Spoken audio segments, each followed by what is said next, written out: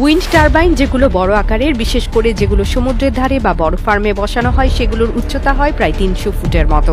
এতটা উঁচু জায়গায় কোনো মানুষকে কাজ করতে হলে প্রথমেই প্রশ্ন আসে, সে উপরে উঠবে কিভাবে।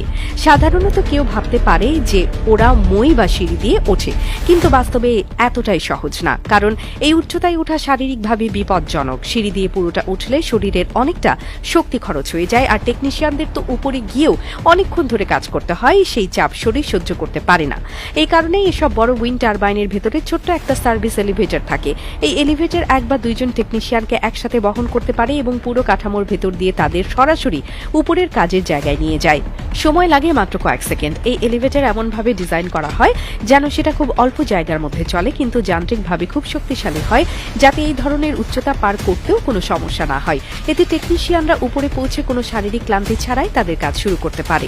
এই সার্ভিস এলিভেটর না থাকলে তাদের সিঁড়ি বেয়ে উঠতে হতো, যেটা শরীরের উপর প্রচুর চাপ ফেলত, কারণ 300 ফুট মানে একাধিক ভবনের সমান উচ্চতা, আর পুরোটা উঠতে গেলে অক্সিজেনের মাত্রাও কমে যেতে পারে। তাছাড়া লম্বা সময় ধরে সিঁড়ি দিয়ে উঠলে শরীরের ভেতরের ভারসাম্য নষ্ট হয়ে যায়, মাথা ঘোরানো বা হঠাৎ দুর্বল লাগার মতো সমস্যা হতে পারে।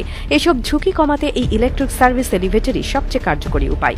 এই এলিভেটরগুলো সাধারণভাবে টাওয়ারের ভেতরের একটি নির্দিষ্ট রেলিং এর মাধ্যমে চলে, যেটা খুব কড়াভাবে রক্ষণাবেক্ষণ করা হয়, কারণ যদি মাঝ পথে কোনো যান্ত্রিক সমস্যা হয় তাহলে সেই অবস্থায় মানুষ আটকে যেতে পারে এবং তখন উদ্ধার করাটা কঠিন হয়ে পড়ে। তাই এগুলোর প্রতি মাসে ইন্সপেকশন হয়, প্রতিটি কম্পোনেন্ট ঠিকঠাক কাজ করছে কিনা সেটা নিশ্চিত করা হয়।